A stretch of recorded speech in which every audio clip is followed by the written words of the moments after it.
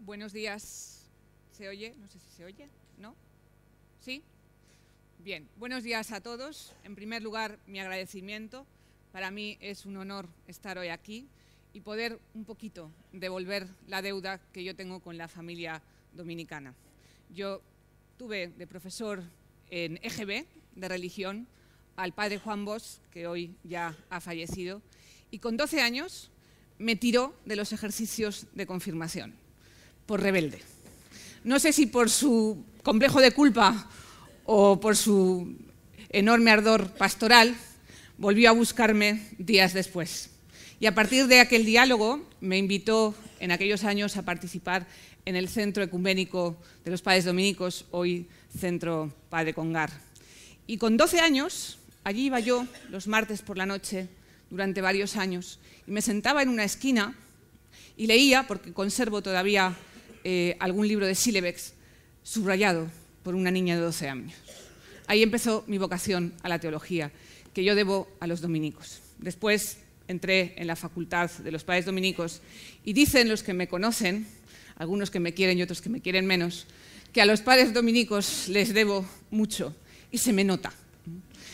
Y un poco a la hora de preparar pues, esta aportación y el honor de tener que clausurar este congreso, he ido pensando en estos años qué le debo yo al carisma dominicano, qué queda en mi vida de fe y en mi vida intelectual y también en mi vida profesional de los padres dominicos.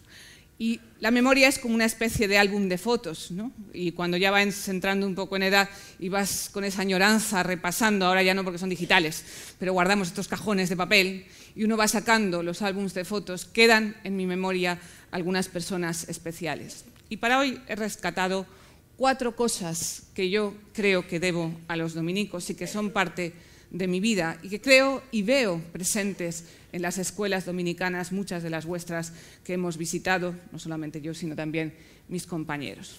Yo descubrí cuando llegué a la Facultad de los Padres Dominicos a estudiar la teología el amor a la palabra. Al padre Alcácer debo estudiar horas y horas y ver amanecer muchos días explorando y descubriendo y gustando del amor a la palabra y a la escritura. El padre Martín Gelabert, que muchos conocéis y sé que ha compartido en muchas escuelas, que nos enseñó un poco a torear el magisterio y cómo decir lo que hay que decir sin que nadie se enfade, bordeando las líneas de lo correcto, ¿no? Y allí aprendimos no solamente a estudiar, sino también a hacer teología. Hay muchos rostros a lo largo de los años, pero esa fidelidad creativa y atrevida he puesto ahí, el amor y la pasión por buscar esa verdad que nunca se llega a poseer del todo, es parte, yo creo, que de mi herencia dominicana. Y luego ya en estos últimos 15 años, que justamente hoy hace que volví a España después de vivir en Oxford mucho tiempo, y empecé a dedicarme a esto de la pastoral, a escuelas católicas, al Padre Solo, que está aquí, a muchos de vosotros debo haber podido descubrir la importancia del estudio, de la investigación, la importancia de la teología para la predicación. Lo importante que hoy es hacer una pastoral inteligente. Lo importante que es saber traducir la belleza de la tradición, la belleza de la palabra, a un lenguaje comprensible por todos, por los maestros, por los compañeros, por los niños más pequeños, por los adolescentes. La necesidad de conocer la fe con ese conocimiento profundo del que hablaba Timothy Ratcliffe, ese conocimiento profundo que te lleva a amar y a compartir aquello que amas. Por eso he preparado un poco esta intervención alrededor de 4 preguntas a partir de la experiencia de estos 15 años en el territorio de la pastoral. No he pensado tanto en hacer una reflexión más teórica, sino me gustaría contaros a día de hoy por qué creo yo que es imprescindible la escuela católica, más concretamente, qué tiene el carisma dominicano que hoy es y se hace necesario en la Iglesia. Y por qué en este momento, donde la pedagogía, las escuelas, el mundo de la educación está embarcado en una profunda inquietud innovadora, en un cambio y muchos de nosotros estamos corriendo de un lado para otro con metodologías nuevas, sistemas de evaluación, formas nuevas de organizar la escuela, viajamos, hacemos turismo pedagógico, viajamos por países, vemos qué hacen los mejores, ¿no? Hay una gran efervescencia en el mundo de la educación por una necesidad profunda de cambio, porque muchos de los que estamos aquí, que llevamos muchos años embarcados en esto de educar, sentimos la impotencia de que seguir haciendo lo mismo, de la manera que lo hemos hecho siempre, no produce los mismos resultados. Y hoy los alumnos, nuestros alumnos, la razón por la que todos estamos comprometidos con nuestras escuelas, no reaccionan, no responden, no se conmueven en profundidad con las mismas estrategias, con los mismos modos que se ha hecho durante muchos años. Y esta efervescencia y esta inquietud no tiene necesariamente un parangón idéntico en el mundo de la pastoral. Yo tengo una especie de división interior, porque me muevo un poco en la línea, como decía Martín Gelaber, siempre en los límites entre lo pedagógico y lo pastoral, y a veces siento una especie de dolor de por qué no acertamos en generar modelos y referentes de pastoral. Por eso creo que hay 4 cosas que me gustaría ilustrar con un pequeño vídeo, aprendiendo de nuestros hermanos seculares. En el mundo, en el panorama de la educación, yo creo que en este momento hay 4 factores que hacen que las escuelas estén cambiando o planteándose el cambio a un ritmo vertiginoso. 1, la investigación. Sabemos hoy cómo funciona el cerebro, cómo funcionan los mecanismos del aprendizaje profundo, conocemos la mente y conocemos estrategias, metodologías mucho más potentes para cambiar y modificar los hábitos del aprendizaje. Y lo que estamos aprendiendo en el mundo de la inteligencia, las inteligencias múltiples y toda esta especie de efervescencia investigadora cuestiona la configuración de nuestros currículums y de nuestras metodologías. La presión de la educación superior, la presión de la vida real, la presión de las universidades, que hace que nos sintamos hasta cierto punto insatisfechos por las escuelas más tradicionales que barnizan de cultura a nuestros alumnos, pero no modifican su cosmovisión, su forma de afrontar el conocimiento y de construir el carácter. La visión. Hay buenas escuelas, muchas de las vuestras lo son, y dentro de nuestras escuelas hay buenos maestros, hay buenas clases, hay referentes, hay una cierta inquietud por encontrar a los mejores, por compartir esa experiencia y esa sabiduría para repensar lo que hacemos y hacer mejor las cosas. Estos 4 factores, por alguna razón, son complejos dentro del ámbito de lo pastoral. Vemos una escena de Homer.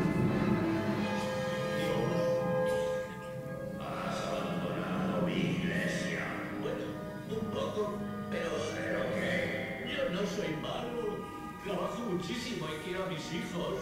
¿Por qué no pasarme medio domingo oyendo que voy a ir al infierno? Tienes razón. Hay momentos en los que yo mismo preferiría estar viendo un buen partido. ¿Sabes lo que realmente me fastidia de la iglesia? Esos insoportables sermones. No podría estar más de acuerdo contigo. He pensado que debería limitarme a ser bueno y a rendirte culto a mi manera. Homer, trato hecho. Bien, discúlpame, tengo que aparecerme nueva tortilla.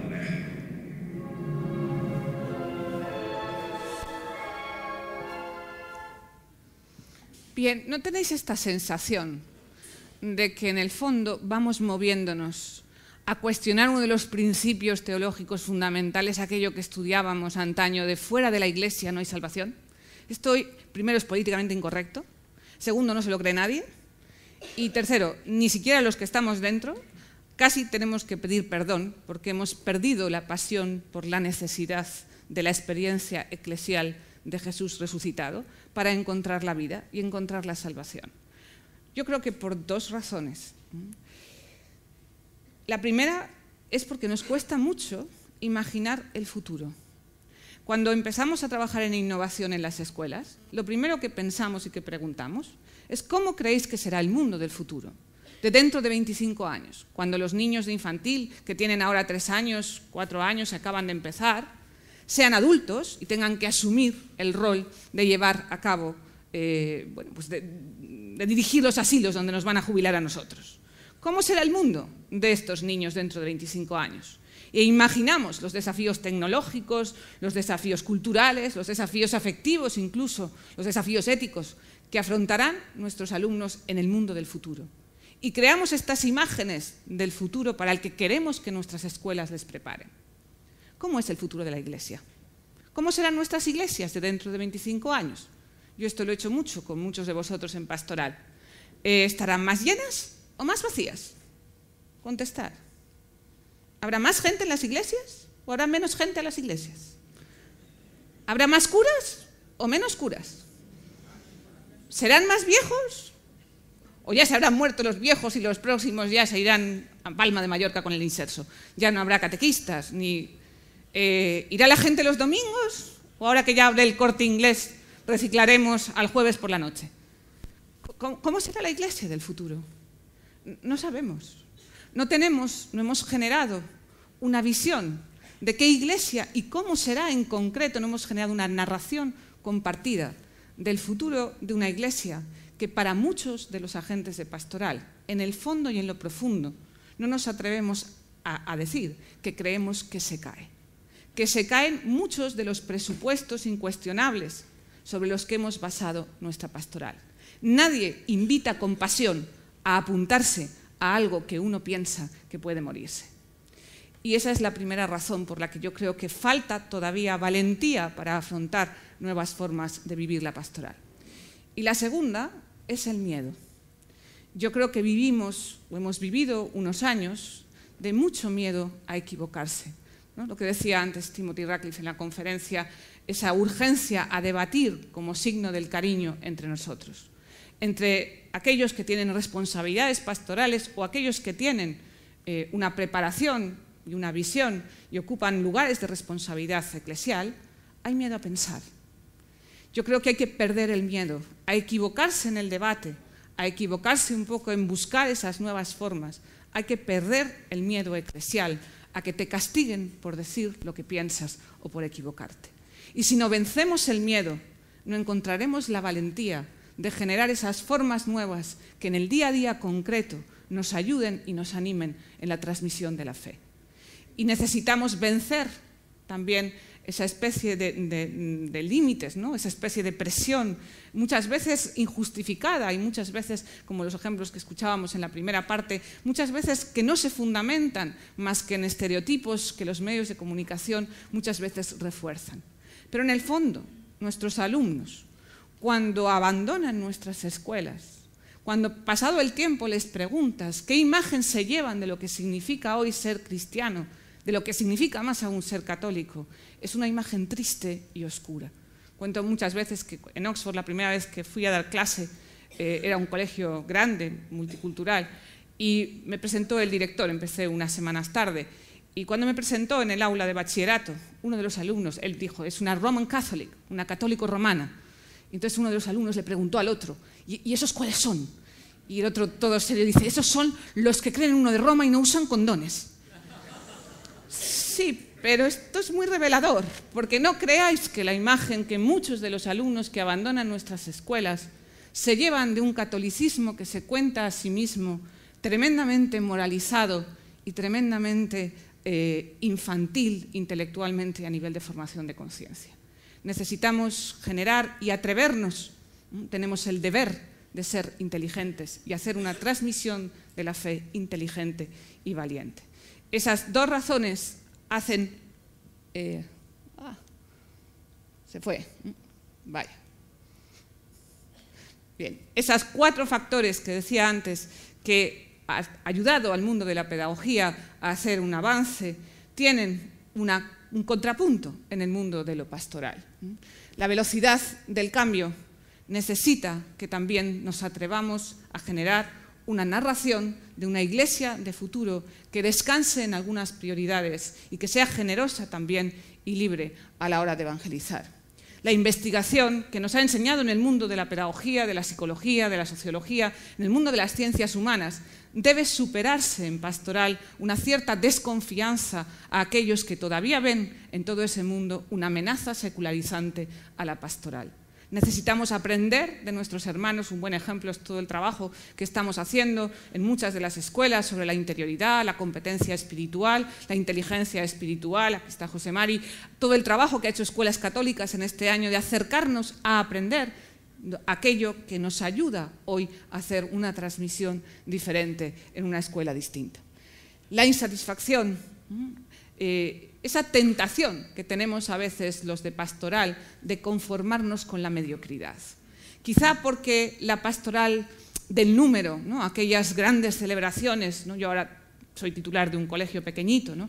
Y cuando preparas las celebraciones y preparas los actos y las fiestas y estás emocionada de verlos allí todos delante, ¿no? Estos son pequeñitos, pero a medida que van creciendo, con que estén bien, se porten bien, participan y vengan los padres, aunque mientras estás haciendo la Eucaristía estén pensando en lo buena que está la tía que tienes sentada delante, pues da un poco igual, ¿no? Y cada vez hemos bajado como el listón y hemos confundido los números que participan en las acciones que preparamos con la calidad profunda de la experiencia que queremos provocar. Y abandonar esa especie de presión de la pastoral del número, de esa pastoral de cristiandad que hacía que se identificara el triunfo pastoral con la participación y la vinculación, descanse en otro tipo de prioridades que veremos después. Y por último, necesitamos tener visión. Necesitamos encontrar a los mejores en pastoral. Yo digo a veces que cuando empezamos un proceso de innovación con una institución o con un grupo de centros, uno sabe muy bien dónde tiene que ir, ¿no? Hacemos ahora mucho turismo pedagógico y viajas a otros países y sabes cuáles son las mejores escuelas. Y si tienes un problema porque tienes un índice grande de inmigración y tienes muchas dificultades con los niveles académicos, sabes que en Inglaterra hay 3 escuelas que lo han logrado con 10 parámetros y vas allí, los visitas, aprendes. Si quieres revolucionar el centro tecnológicamente, sabes dónde tienes que ir. Hay 10, 15, 20 escuelas en el mundo donde uno puede ir y aprender. ¿Dónde están los referentes en pastoral? Necesitamos contar y compartir lo mucho bueno que hacemos y necesitamos crear y consolidar escuelas que sean referentes para ese cambio, que hayan hecho una apuesta seria por la pastoral, articulada también con la innovación y el cambio en la pedagogía, que sean capaces de mover todas las dimensiones que tiene la educación y que sean capaces de integrar la pastoral en esa nueva escuela que todos deseamos. Necesitamos generar visiones. Y para eso, en el tiempo que me queda, he elegido un modelo que yo creo que es interesante, que nos está ayudando hoy en pedagogía. Bueno, este mando va más deprisa que yo, que viene de un modelo de gestión empresarial que se llama la teoría apreciativa, que nosotros hemos usado mucho en los procesos de cambio de las escuelas. Durante años, ¿no? Seguro que todos los que estamos aquí hemos hecho DAFOs, ¿no? ¿Habéis hecho DAFOs con calidad? Estáis de los DAFOs hasta el gorro, ¿no? Amenazas, oportunidades, fortalezas, debilidades, ¿no? Y uno siempre comenzábamos los procesos de cambio buscando cuáles son las cosas que van mal para ponerle solución.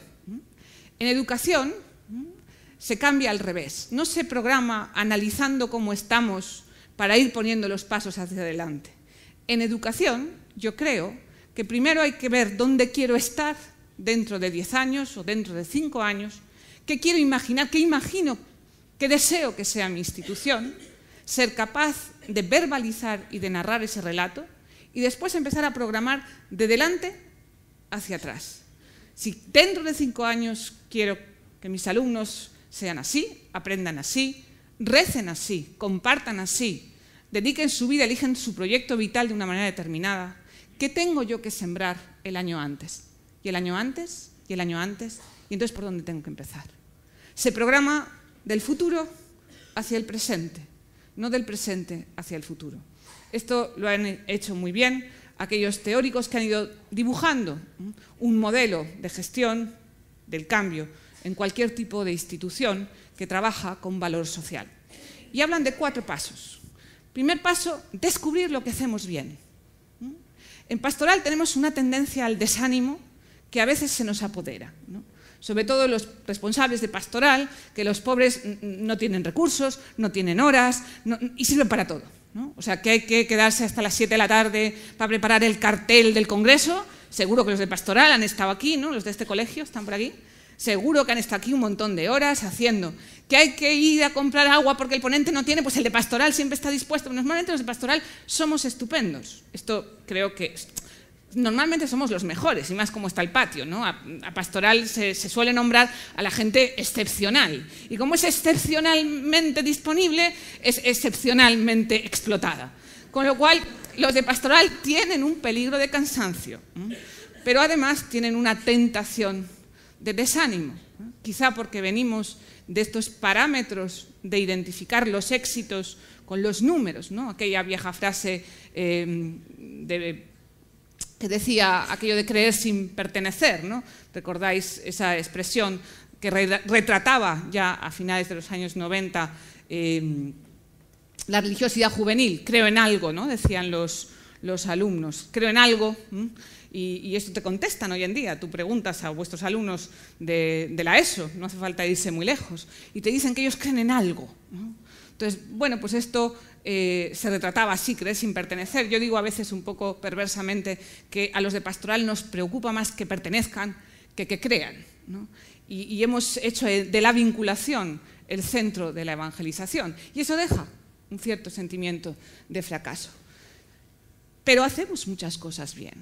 Y el punto de partida para sentar las bases de un cambio profundo es ir encontrando en nuestras escuelas qué es lo mejor, que además en cada escuela cambia, y cada escuela tiene sus prioridades, y cada escuela bebe también de su historia y de aquellas personas que se han dejado la piel y la vida en esa historia. Y en algunos sitios hacen bien unas cosas, en otras otros. Yo he elegido 6 cosas que en estos 15 años y después de visitar más de 1000 escuelas, creo que son comunes y que están saliendo y que cada vez se están haciendo más fuerte. Y esos 6 factores y muchas otras cosas que seguro que podrían salir de aquí son el fundamento, son el principio de una verdadera renovación pastoral. ¿Cuáles son? Muy rápidamente, si esto quiere pasar. Primero, cada vez la pastoral es más importante. Para muchas instituciones, para muchas escuelas, ha ganado mucho peso. Y el peso se traduce en las decisiones de autoridad. El cambio y el motor pastoral de una escuela no es única y exclusivamente la religiosa o el responsable de pastoral, es el equipo directivo. Y la conciencia de que la dirección y el liderazgo de un centro, que es capaz de priorizar y articular la relación entre lo pastoral y lo pedagógico de una manera eficaz y sensata y apasionada, es la garantía de que ese proceso va a nacer. Y yo creo que en las instituciones cada vez más hay esa conciencia de la necesidad de la centralidad de lo pastoral dentro de las escuelas. De una visión que nos ayudó mucho a finales de los años 90 en la escuela católica de abandonar una pastoral de cristiandad muy basada en la celebración y en la transmisión moral, ¿no? Como decía al final de la conferencia también Timothy Ratcliffe, ¿no? Hemos moralizado mucho, moralizamos en su momento, muchos de nosotros lo vivimos así, y se trataba y hacíamos mucho hincapié, ¿no? en que los alumnos fueran buenos, y los padres de nuestros alumnos llevan a los niños a las monjas porque mal no le harán, para que sean buenas personas, ¿no? Al final, que vayan a misa, que no vayan a misa, tampoco les interesa mucho. La práctica religiosa tampoco es una cosa que sea un gran acento, pero en el fondo queda, como en Inglaterra, como describía antes Ratcliffe, ¿no? La escuela católica tiene una fama, una imagen de que lo moral es potente y que al final los dejamos secularizados, pero razonablemente serios, ¿no? Razonablemente buenos. Y esto está bien, siempre que no sustituya a otras cosas que son más importantes en la transmisión de la fe. De una pastoral muy centrada en la doctrina y en la sacramentalización, pasamos a aquel modelo de la escuela en pastoral, de darnos cuenta de que cada cosa que hacemos en la escuela, cada momento, cada acción, la acción tutorial de una manera determinada, la educación en valores, la forma que tratamos el currículum, la forma que los maestros damos clase, la calidad de la relación personal con los alumnos, que todos esos factores también ayudan a evangelizar. Y esto ayudó y nos abrió muchas perspectivas a lo largo de los años y hizo que cuidáramos muchos aspectos educativos junto con los académicos dentro de nuestras escuelas. Hoy, a mi juicio, creo que empieza a nacer una conciencia que sin abandonar esto, que sigue siendo muy importante, lo que llamamos la pastoral implícita o en su momento llamábamos la pastoral del umbral, hoy hay una necesidad importante de mimar los núcleos de vida de fe que existen dentro de las escuelas. Yo hablo medio en broma a veces que, como laica, me gustaría recuperar el espíritu de las terceras órdenes, ¿no? De esa oferta específica e intensa de vivir el Evangelio con pasión y con compromiso dentro de la escuela. La parroquia, como unidad absolutamente incuestionable de evangelización, cae por su peso. Yo sé que esto no es muy fácil de abordar y la Iglesia española lleva más de 35 años sin hacer una reflexión sobre cómo tendrían que ser las parroquias del futuro. Pero la vinculación de las nuevas generaciones, la vinculación de las generaciones virtuales, ¿no? Que no pertenecemos a muchos sitios, yo llevo 17 mudanzas y duermo cada noche en una ciudad, no vamos a vincularnos al concepto de la territorialidad tal como se entendía cuando el concilio dibujó lo que significaba la vinculación parroquial. Para muchos de nuestros alumnos, es más, para muchas de las familias de nuestros alumnos e incluso para muchos de los profesores, la experiencia de vinculación comunitaria más rica y con más posibilidades será su experiencia escolar. Cuando abandonen la escuela, no volverán a pertenecer con la misma intensidad y longitud de tiempo a ninguna institución nunca más. Esto hace que la función pastoral de la escuela católica haya cambiado. Su función en la evangelización ya no es hacer un mero acompañamiento que barnizaba y arreglaba un poco las cabezas de nuestros alumnos. Hoy tiene un desafío real en la pastoral de misión, en el primer anuncio y la primera experiencia intensa de vinculación y de vida de comunidad de fe. Esto hace que muchas escuelas tengamos la necesidad de mimar y de cuidar esos pocos que son semilla de una vida comunitaria que va mucho más allá de lo meramente académico o de lo que está escrito en el papel. De la transmisión de los contenidos, por lo tanto, a la necesidad de mimar experiencias intensas de Dios, de oración, de gratuidad, de solidaridad, de eclesialidad, para que los alumnos lleven memoria de iglesia, ¿no? Yo creo que es muy importante que la escuela marque en el recuerdo de los alumnos que van pasando por nosotros aquellas experiencias que puedan retomar años más tarde cuando la vida les lleve a ellos. Y las últimas tres. Yo creo que este movimiento está cambiando la relación entre los laicos y los religiosos, una de las preguntas que se hacían al final. A veces por necesidad y por una mala teología. Yo siempre digo que no se puede apasionar ni convocar a la evangelización porque ya no hay vocaciones. Esto es un mito, ¿eh? El mito de que como somos pocos y viejos ya no vamos a ninguna parte. Mirad la historia. Mirad Nelson Mandela, que se está muriendo ahora. Mirad los grandes cambios y las grandes revoluciones que han marcado la humanidad. Las han empezado siempre unos pocos. Y no siempre ni los mejores, ni siempre... Este mito de porque somos pocos no vamos a poder cambiar, riñe con lo que ha sido la historia de la humanidad. Esconderse en esto no es una buena filosofía. Implicar a los laicos porque ya no hay vocaciones en la pastoral es una mala teología, como enseñaban los padres dominicos en su momento, porque la llamada a la evangelización parte del bautismo, no del estado de vida que uno elige o al que uno es llamado a lo largo de su trayectoria existencial. Y recuperar la pasión de la llamada por la evangelización que recibimos todos los que estamos aquí y convivir y compartir ese carisma con generosidad y con creatividad y con fidelidad a esa convocatoria bautismal, yo creo que es algo que está ocurriendo hoy en nuestras escuelas.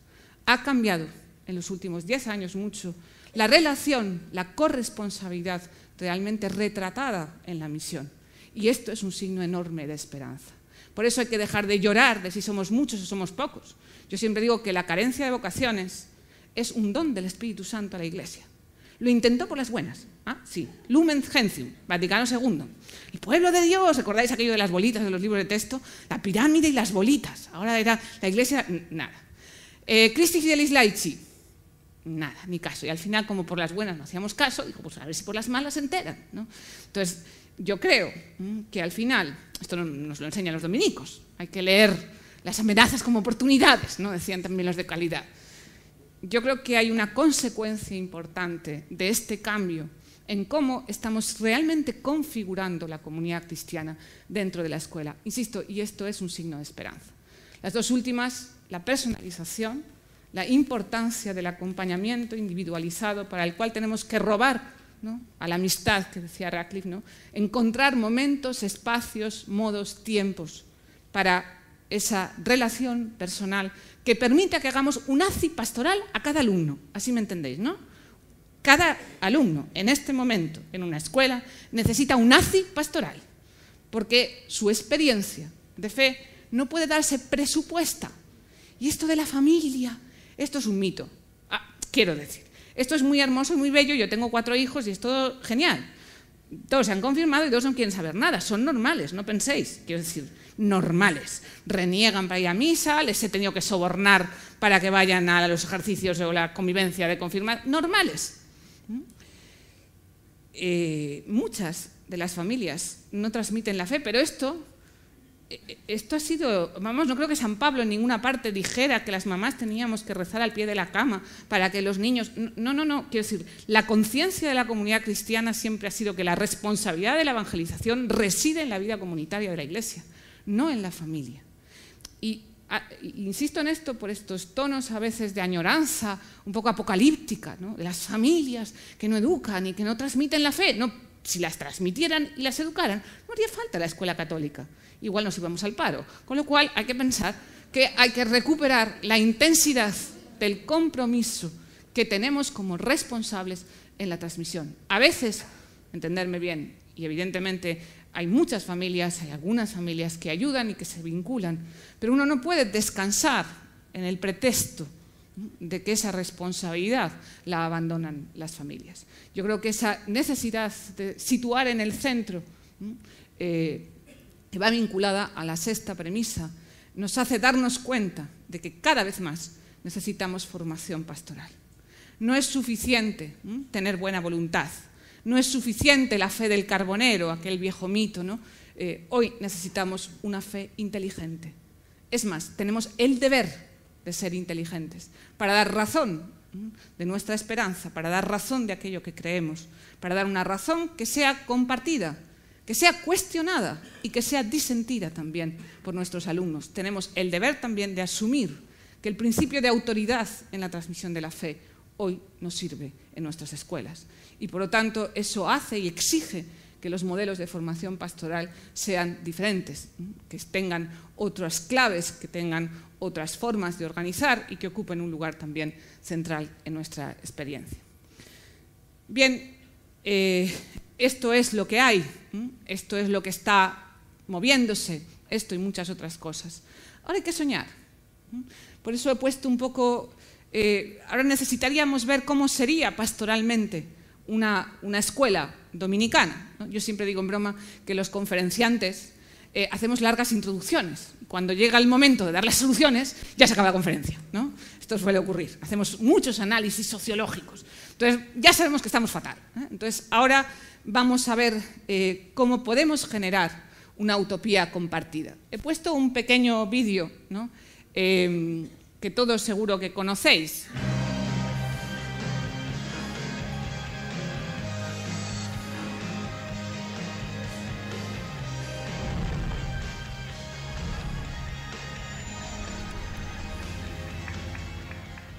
Mis hijos jugaban con Second Life, con los Sims, perdón, que eran previos. ¿Recordáis los juegos de los Sims, los que sois de mi generación? Cuando hacían y construían sus casas. Second Life, segunda vida.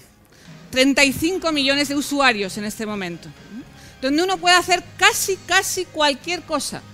Seguro que muchos habéis visto, habéis jugado, habéis entrado, algunos quizá participáis y algunos quizá hasta lo incorporáis a las clases. Escapa ahora.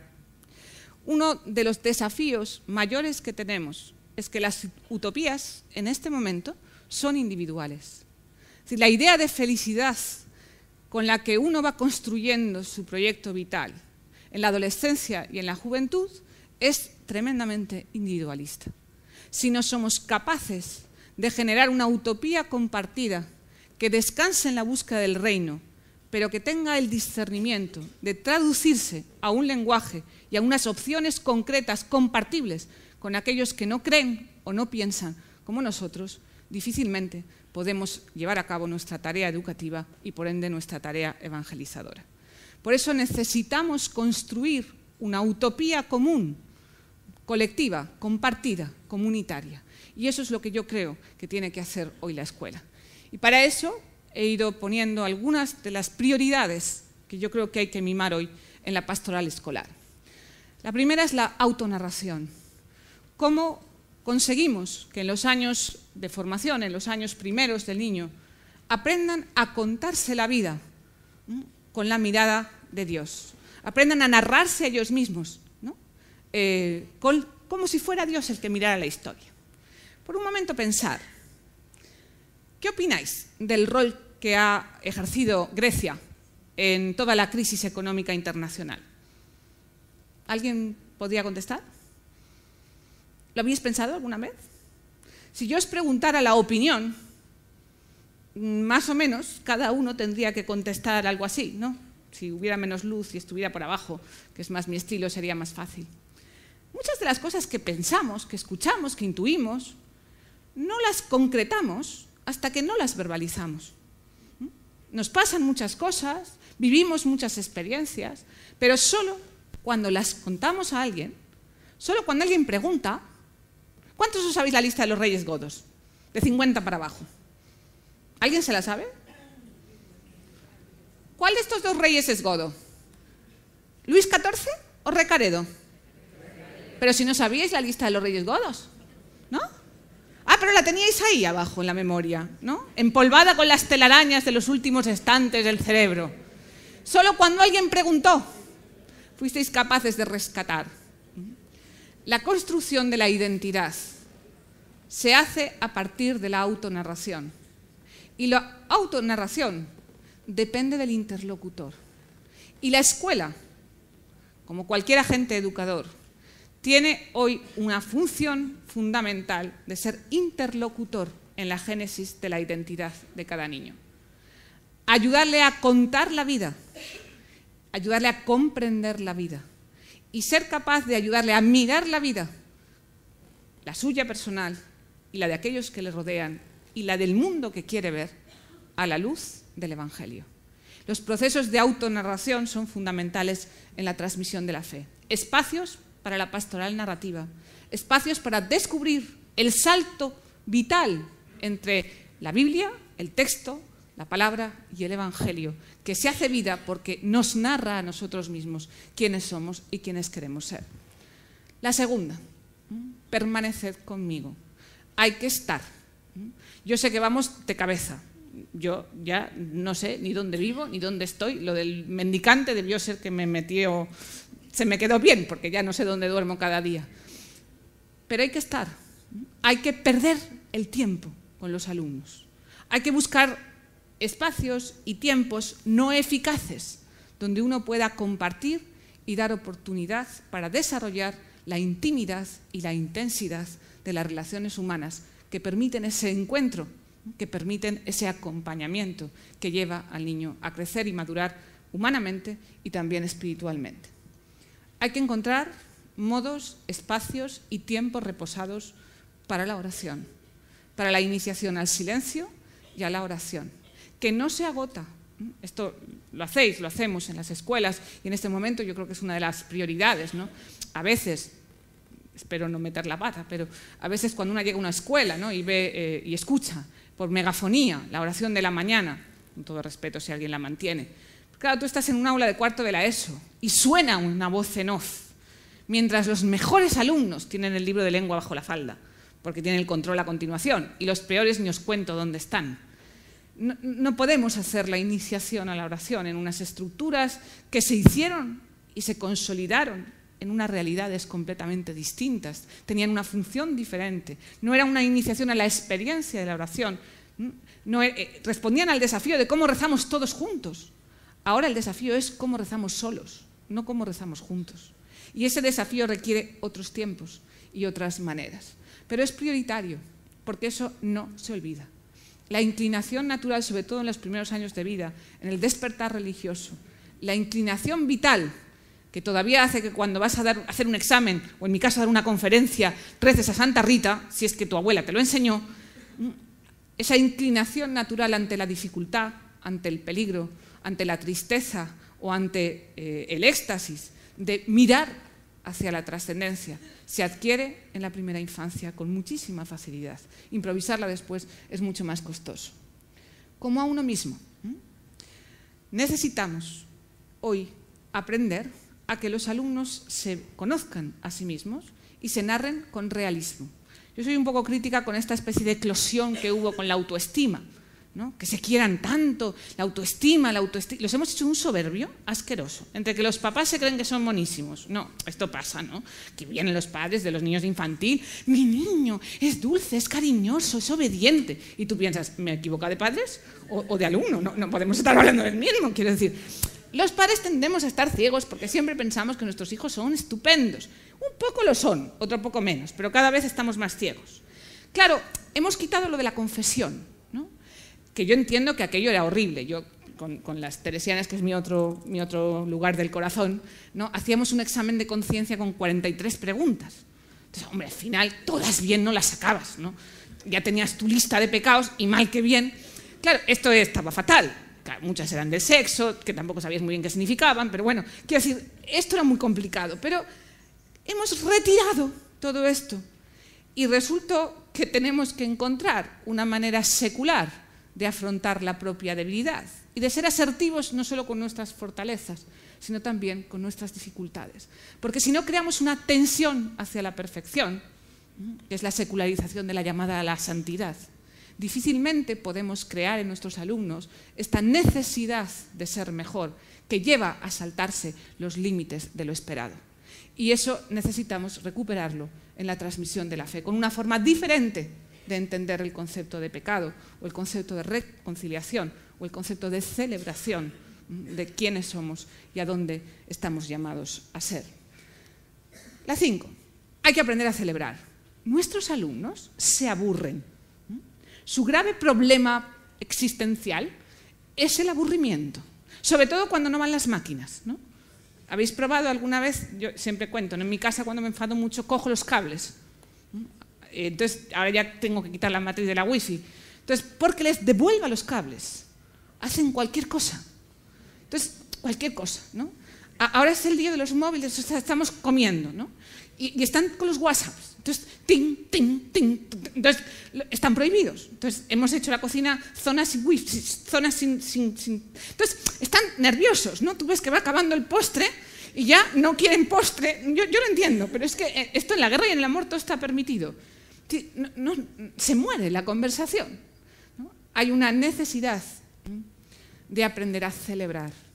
Porque celebrar la vida, celebrar la muerte, celebrar el dolor, celebrar la amistad, celebrar supone blindar tiempos, distinguir el descanso y la rutina, distinguir la fiesta y el trabajo, encontrar sentido al tiempo, que es lo que enseña a vivir la soledad.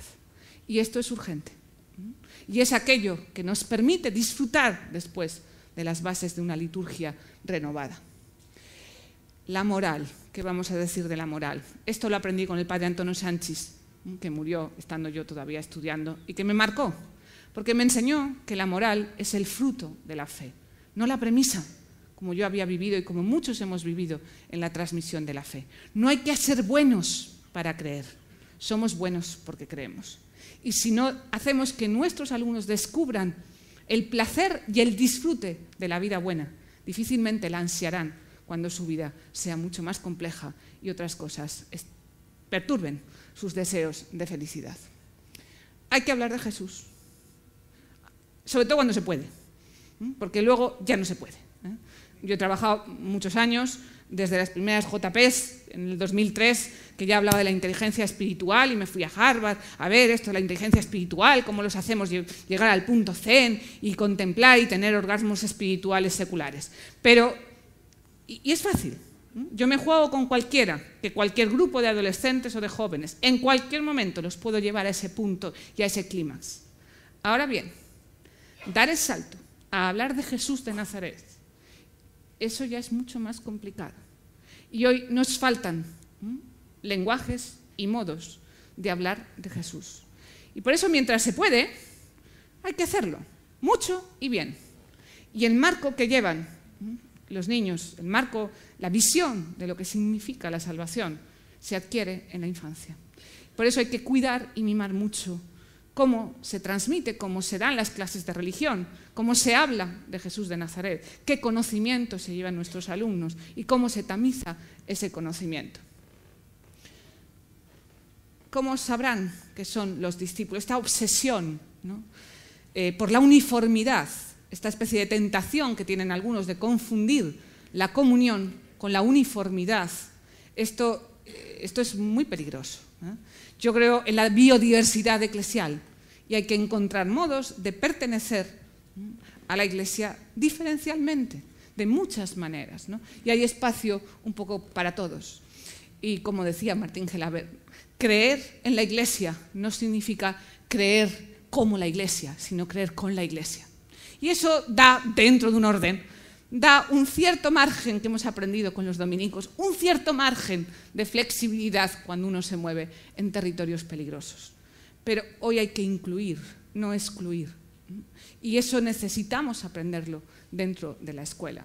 Desvelar el rostro más amable de la Iglesia y dar a conocer otra Iglesia distinta que no es la que van a vivir o van a ver en el futuro o en los medios de comunicación. Con mucha libertad de espíritu, ¿no? Siempre como forasteros he puesto ahí, ¿no? Sin necesidad de ser propietarios, ¿no? Yo pienso que a veces hay planes de pastoral y hay instituciones que lo que quieren son buenos alumnos, buenos exalumnos, y que en vez de evangelizar para la Iglesia, evangelizamos para el movimiento pertinente de nuestro colegio. Y entonces parece que se tienen que quedar. Entonces, acordaros del hijo pródigo, ¿eh? El que se fue y todo el follón, y el que se quedó. Le faltaba un hervor. Entonces, a veces en nuestra pastoral producimos un imaginario de los buenos, de los vinculados, que claro, uno le da un poco de repelús. Entonces, tienen que salir. Hay que ser muy generoso en la evangelización, porque al final la pastoral escolar es una pastoral de tránsito. No sembramos para ver los frutos, sino para que otros sieguen y nosotros ya no seamos capaces de verlo. Y hay que generar, por último, momentos y oportunidades de experiencias fundantes de fe. Yo recuerdo siempre de pequeña, cuando me iba de ejercicios, que mi madre cuando volvía decía: hija mía, te pasas 2 o 3 días ayudando, estupenda, ¿no? Y qué lástima que no fueras de ejercicios todas las semanas, ¿no? No sé si habéis tenido esta experiencia. Uno tiene esos momentos de intensidad que es lo que luego te queda en la memoria. Y luego se pasan, ¿eh? Pero la escuela tiene que tener un gran laboratorio de experiencias fundantes de Dios, de experiencias y momentos que dejen un pozo importante, ya lo he dicho antes, para recuperar cuando la vida te lleve por otros derroteros. Bien, solo 4 claves pedagógicas finales para cómo se hace esto, ¿no? ¿Cómo se hacen esas 11 claves? ¿Qué hacemos? Hay 4 cosas que en cada uno de ellas podemos hacer. 4 claves comunes a los procesos pastorales que yo creo que pueden ayudarnos a organizarlo. Y pongo un vídeo cortito que seguro que muchos conocéis. Hay muchos héroes en el mundo y con esa luz no nos sentimos un poco mejor sabiendo que hay personas así de carne y hueso. Mi hermana María, yo creo. Mi madre. ¿Qué siento cuando lo vea? Que me hiciste soñar. ¿Te lo sorprenda?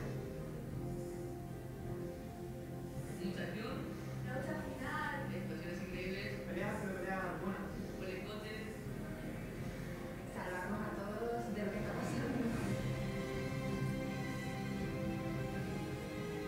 Seguridad.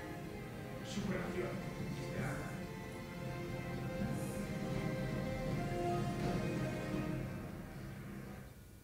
¿Lo conocéis? ¿No? Siguen esperando. Yo creo que perdemos a veces ese convencimiento profundo de que necesitamos conocer a Jesús de Nazaret. No es suficiente crear climas cálidos o educar en valores. Es importante, es fundamental, es una palabra que compartimos hacia afuera, pero no podemos dejar el convencimiento de que seguimos esperando. Es el tráiler del Hombre de Acero, la nueva película de Superman. Seguimos esperando. Y cuando uno está esperando, necesita palabras fuertes. 4 claves. Crear experiencias intensas, sin preocuparse mucho en la repercusión que puedan tener, en cuántos entran, ¿no? Yo hablo mucho de que hay que olvidarse, hay que multiplicar las mediaciones, hay que hacer muchas cosas muy buenas para muy pocos, no cosas grandes para muchos. Provocar experiencias de vinculación, de gratuidad, de solidaridad, de cercanía con el mundo del dolor, de cercanía con la pobreza. Ya no sirven los vídeos, ¿no? ¿Recordáis cuando entrábamos en las aulas con aquellos carritos, con la tele, ¿no? Hace 20 años? Y los alumnos, ¿qué vamos a ver, profe? ¿Qué vamos a ver? Ahora vas con tu DVD para la pizarra digital última generación que te ha regalado la editorial de turno y te pone la misma cara de asco existencial. O sea, no. Provocar experiencias intensas en primera persona. Reservar, blindar espacios para narrar esas experiencias, para verbalizarlas, a veces con el lenguaje, a veces con el cuerpo, a veces con el silencio. Espacios y tiempos que dejen iluminar y verbalizar esas experiencias y después contrastar y leer a la luz de la palabra esas experiencias vitales y humanas.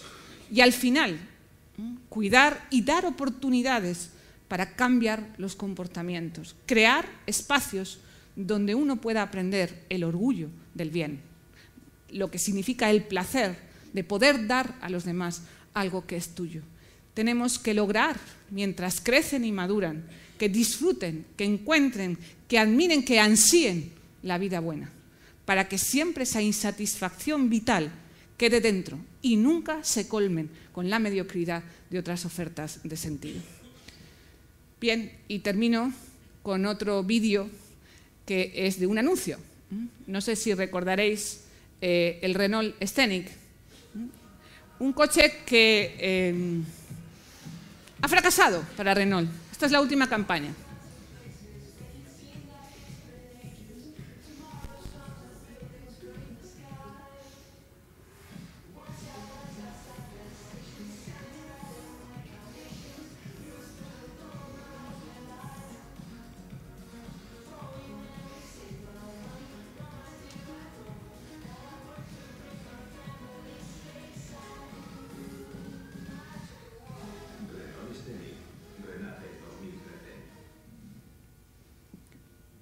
El baile, los graffiti, todo experiencias que morían y que renacieron. ¿Y por qué renacieron?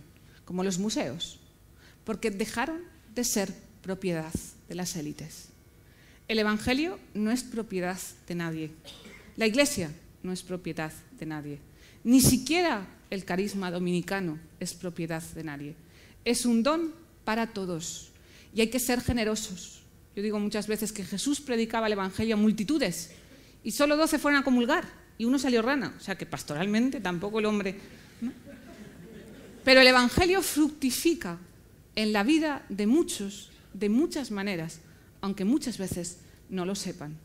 El sentido, la razón de la escuela dominicana, la razón de la escuela católica, nuestra razón de ser, no es controlar los frutos del Evangelio, sino garantizar y hacer posible que esa palabra, que la predicación llegue de forma comprensible.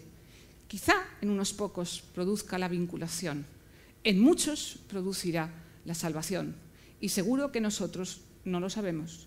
Pero al final tenemos la responsabilidad y el compromiso de dar gratis lo que gratis hemos recibido. Y he terminado con las fotos de un cuento. Acabo de publicarlo esta semana, salió Santa Catalina de Siena. Si alguien me dice a mí cuando estudiaba con el padre Martín que iba a acabar haciendo cuentos de vidas de santos, seguro que no me aprueba. Hay muchas cosas que tienen de especial el carisma que nos convoca aquí. Hay muchas cosas especiales y hay muchas cosas necesarias.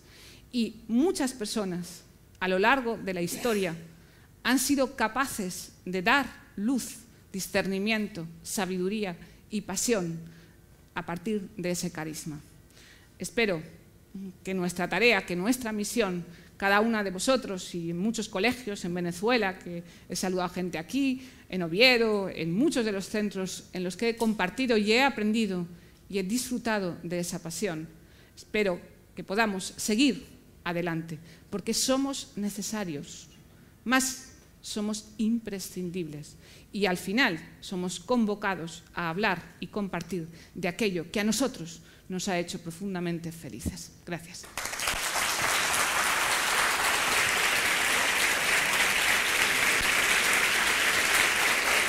Pues como decía, gracias por animarnos a provocar, a mimar experiencias intensas en nuestros alumnos y a hablarles de Jesús. Ahora invito al coloquio a Jesús Mayordomo y Amparo Martín, los dos de Madrid, y a Charo Ordóñez de La Felguera.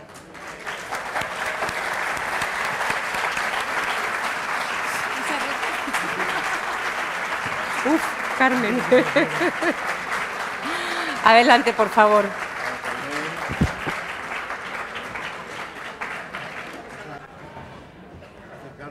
Sí, acercaros, por favor. Es que hemos tenido que recolocar un poco todo el escenario. Bueno, normalmente empiezo yo haciendo la pregunta, pero si no os importa, hoy me voy a quedar para el final. Así que, ¿quién se anima a ser el primero? Pues yo misma. ¿Me oís bien? Sí, bueno, ¿verdad? Mi pregunta es, los padres ostentan el derecho y el deber de educar a sus hijos y sobre todo en la fe. Entonces, ¿cómo podemos iniciar a los niños en la experiencia de la fe con programas como el que tú diriges, Tabor, si a veces no nos favorecen la labor de esta experiencia e incluso hay veces que la entorpecen?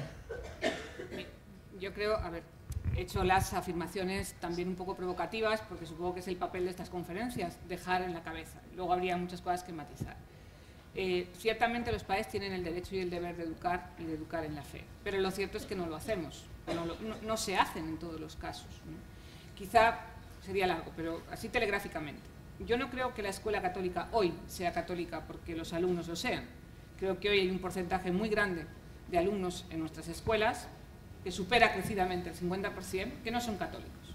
Puede ser sociológicamente cristianos, pero hay un porcentaje muy grande de nuestros alumnos que no vienen de familias católicas. La identidad católica de nuestra escuela la da la comunidad que tira y evangeliza desde la escuela, no el tipo de alumnado que hay. Por lo tanto, no podemos presuponer que nuestros alumnos vengan de familias católicas. Eso hace que nuestra pastoral sea de misión, no de acompañamiento, no de perfeccionamiento religioso pastoral. Y por lo tanto, en aquellos casos donde podemos encontrar una colaboración activa por padres minoritarios o comunidades activas parroquiales, es estupendo y eso hay que mimarlo y hay que hacer un ACI para esta parte. Pero luego hay un gran porcentaje de nuestros alumnos cuyas familias no colaboran ni colaborarán. Entonces, eso no se puede usar como un lastre. Yo creo que hay que afrontarlo y creo que en la medida de lo posible hay que garantizar que mientras el tiempo que están con nosotros tengan la oportunidad de conocer a Jesús en profundidad y de disfrutar de la vida de fe vivida en comunidad cristiana, en comunidad eclesial. Independientemente de que luego sus padres fuera de la escuela sigan y acompañen en sus procesos o los dejen morir o incluso muchas veces sean activos en contra de ella. Creo que nuestra responsabilidad evangelizadora no está en garantizar los procesos fuera de la iglesia, fuera de la escuela siempre. Incluso, insisto, dado que además tenemos programas de colaboración con la familia, evangelización familiar, que también son muy útiles y que son necesarios y que además son una oportunidad, porque la escuela es un referente importante para la familia, mucho más que la parroquia para muchos de ellos, ¿no? Carmen, me has provocado. Para bien o para mal. Me has provocado.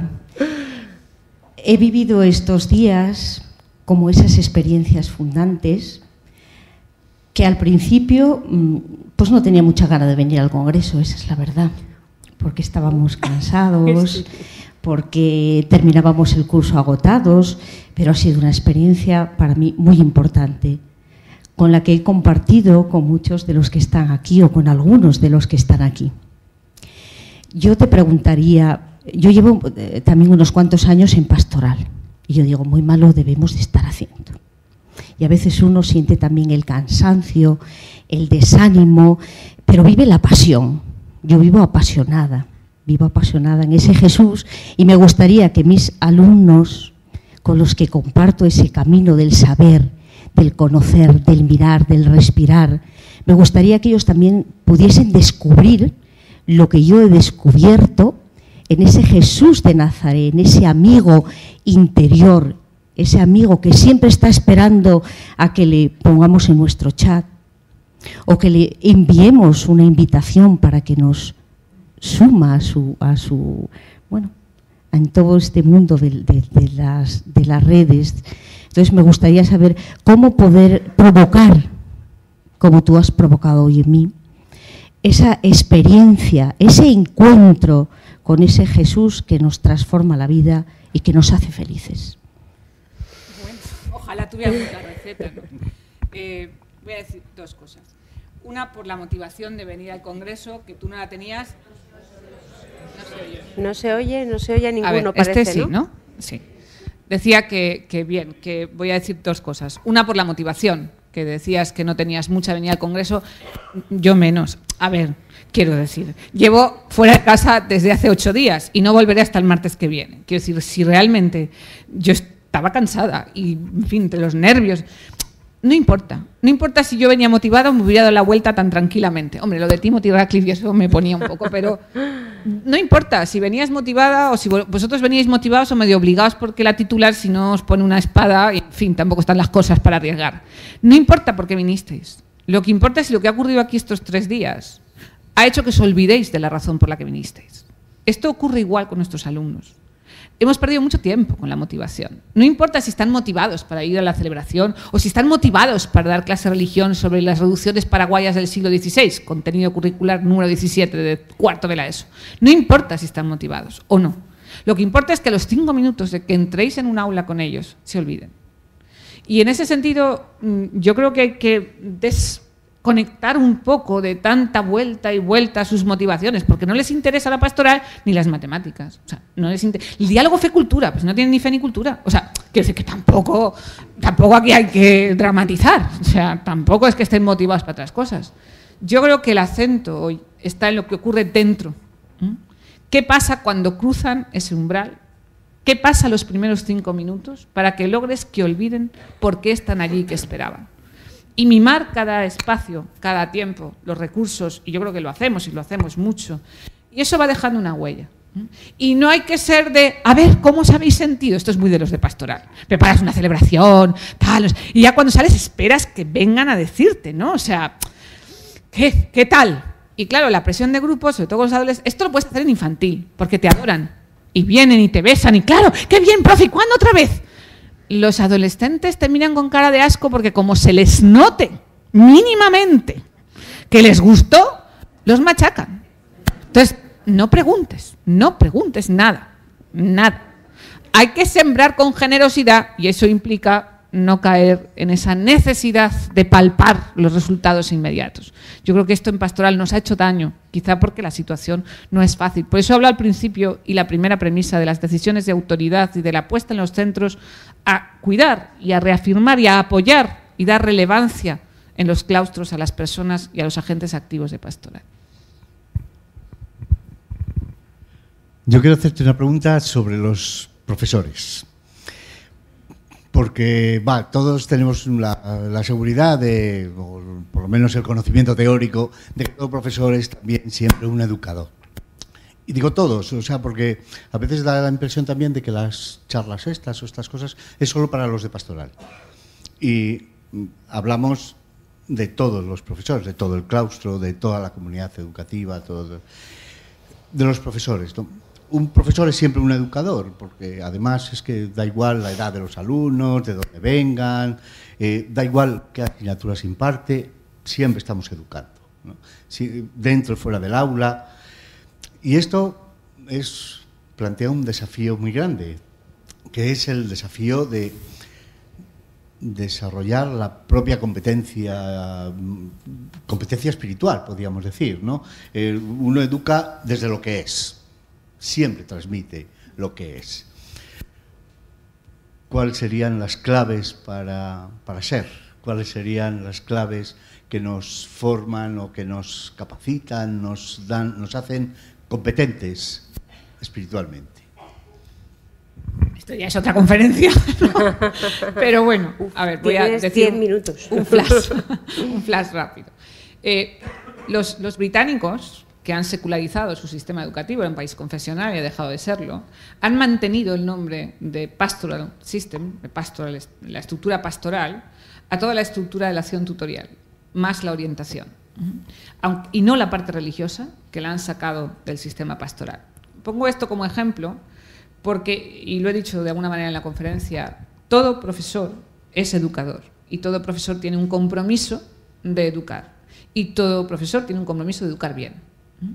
Y ser una buena persona y querer no necesariamente implica educar bien. Es decir, además de saber, lo decía la Christi Fidelis Laici, hay que saber hacer y hay que saber hacer bien lo que hay que hacer. Las tres cosas, decía.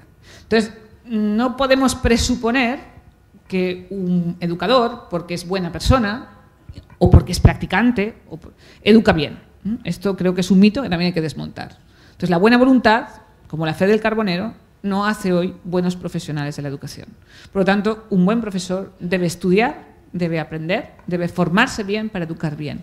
Y esto es responsabilidad de todos. Aquellos que se sienten más vinculados al carisma y aquellos que se sienten o están más desimplicados o comparten con una cierta frialdad la identidad cristiana o católica del centro y la parte de la pastoral explícita. Entonces, hay mucho territorio compartido donde todos tenemos una responsabilidad. Y ahí entra el tema de la competencia espiritual. Es decir, aquellos aspectos del crecimiento y la maduración personal que sin llevar necesariamente una experiencia religiosa, pero dan calado al carácter de cada uno de los alumnos, dan profundidad.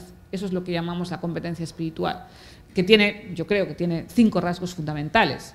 Y es el primero, cómo ayudamos a los alumnos a conocerse a ellos mismos bien, cómo educamos en el discernimiento y la sabiduría de saber en la vida lo que te hace daño y lo que te hace bien.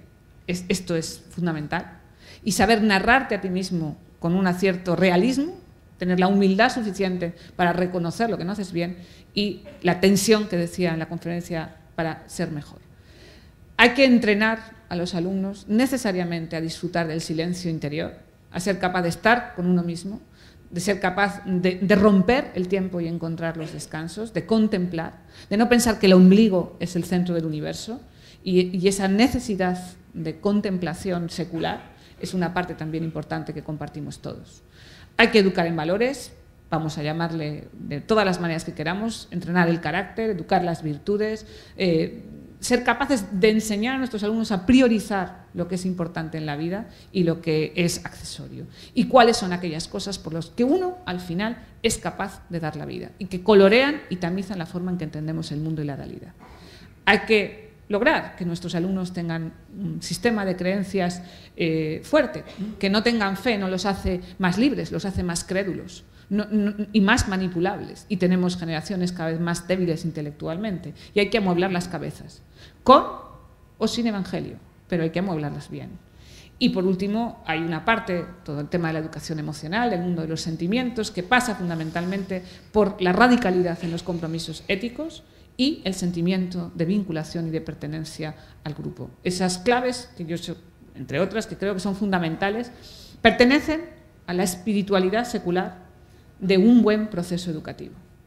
Hay un plus, que es decir, no es suficiente ser competentes espiritualmente. Necesitamos que en nuestras escuelas haya un anuncio explícito y una invitación a disfrutar y vivir a Jesús de Nazaret como la respuesta a toda esa inquietud y ansia que se genera en el crecimiento personal y espiritual de todo ser humano. Entonces, no todos los profesores están llamados a hacer ese anuncio explícito porque no todos lo viven. Hay que vivirlo y hay que aprender a anunciarlo. Y en eso los dominicos sois expertos. Y por lo tanto, esa simbiosis es lo que yo decía, que creo que hay que mimar y hay que garantizar que siempre dentro de nuestros claustros haya un grupo que haga comunidad, que traduzca la comunidad en comunión y que además haya y tenga una responsabilidad en el anuncio explícito. No se puede exigir a todos los profesores que todos hagan lo mismo. Y pongo siempre el ejemplo de la oración de la mañana. Si tú no rezas, no puedes rezar con tus alumnos. Puedes hacer teatro, pero no puedes confundir una experiencia, una reflexión en valores con un momento de oración. Y no puedes exigir y mezclar. Yo creo que hay que garantizar, y en eso los equipos directivos tienen una función fundamental, que todos los alumnos tengan la oportunidad de vivir esos momentos, aunque no todos los profesores tengan o compartan de la misma manera las responsabilidades. No sé si se oye mi micrófono, ¿verdad? Sí. Tenéis la oportunidad de hacerle alguna pregunta más. No sé si os queda algo en el tintero, que si no voy yo, ¿eh? Así que aprovecharos. Voy yo, ¿no? Yo tengo dos, Carmen. No sé si esta primera es un poco básica, pero a mí me inquieta. ¿Cómo combinamos una transmisión inteligente de la fe, de la que nos has hablado, con el autofreno que puede significar el miedo a decir algo inconveniente, a pasarse de la raya, a extralimitarse, a... Que era simple la pregunta, has dicho. Digo, no sé. Yo creo que esto es un problema, hoy es un desafío y he empezado hablando así. Creo que hay que sacar a la luz que los cristianos, los católicos, tenemos miedo. Yo creo que esa sensación que yo he vivido pues, de estos años mucho, pues, a raíz de muchos incidentes y de pues, toda la campaña que vivimos con la ciudadanía, los conflictos que hemos podido tener con las instituciones, yo creo que hoy no estamos para estas cosas. Sí, creo que hay muchas urgencias que hacen que uno tenga que ser valiente y ser profeta y no tener miedo a equivocarse. Creo que hay que hablar, discernir y buscar la verdad con humildad, sabiendo que lo que yo puedo decir o pensar o en un momento determinado o en el día a día en el aula, en una clase, cuando los alumnos te sacan la pederastia o la homosexualidad o lo que la Iglesia dice sobre determinados temas, cuando te ponen entre la espada y la pared, hay que confiar en los evangelizadores. Hay que hacer un voto de confianza que cuando yo predico y cuando me equivoco, lo hago en la misma barca, no lo hago en la otra barca. No me arriesgo cuando puedo pensar o puedo buscar otros lenguajes para hacer comprensible la fe en un mundo complejo y en unas situaciones que muchas veces nos quitan la legitimidad evangelizadora. Y hay que tener confianza que aquellos que estamos allí en el día a día, en la arena, lo hacemos por fidelidad y por amor al mismo evangelio que aquellos que en los despachos redactan los documentos. Y esa misma fidelidad compartida y ese voto de confianza mutuo, yo creo que cada vez es más necesario.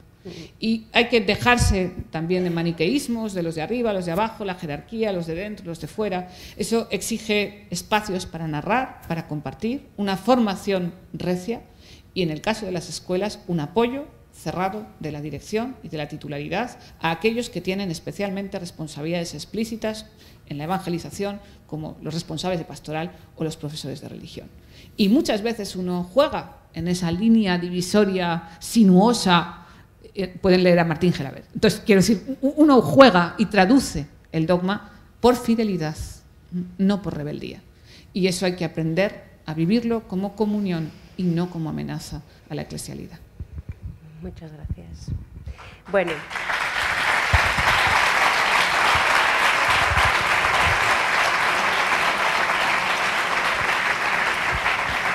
Y ahora sí, la última pregunta. Has comentado que has visitado más de 1000 escuelas. Desde luego eso te da una perspectiva que pocos tenemos. Bueno, pocos tienen, yo no la tengo, digo, pocos tendrán. Me gustaría terminar pues, con un color verde y que a partir de esa perspectiva que te da toda esa experiencia, nos des un hálito de esperanza, que nos transmitas qué de bueno ves en todo ese recorrido que tienes. ¿Qué de futuro, qué de esperanza, qué de perspectiva positiva? ¿Habrá algo? No me digas. No me digas que no. Ah, bueno. Sí, hay muchas cosas. Y podría decir ahora muchas cosas, ¿no? Hemos cerrado este año 6.000 horas de formación. De escuelas de izquierdas, de derechas, católicas, protestantes, seculares, públicas, en fin, de toda clase, ¿no? Hay algo especial que tiene la escuela católica. Me decía una escocesa dando un curso, decía, es que yo quisiera una escuela católica no católica. Decía, es que las escuelas católicas tienen algo, ¿no? Tenemos que aprender a contar que ese algo, lo que nos hace especiales, que se nota, que educamos bien, que tenemos una sabiduría de la que a lo largo de la historia yo creo que han aprendido muchos. Eso hay que aprender a contarlo con lenguaje comprensible y a estar orgullosos de ella. Yo creo que hacemos las cosas bien y nuestros alumnos recuerdan con cariño, ¿no? Y dejamos un pozo que marca la diferencia de sus vidas. Y al final, la vida y el futuro de cada uno de nuestros alumnos se juega en las aulas. Y muchos de ellos, yo pienso muchas veces, muchos de los míos, me deben en la vida haber podido en algún momento descubrir y disfrutar aquello que les puede hacer más felices que otras propuestas que encontrarán no siempre con recta intención. Y ese pozo que seguimos dejando en la vida de cada uno de ellos, yo creo que es lo que nos sujeta y lo que alimenta nuestra vocación. Pues ahora sí, gracias, Carmen.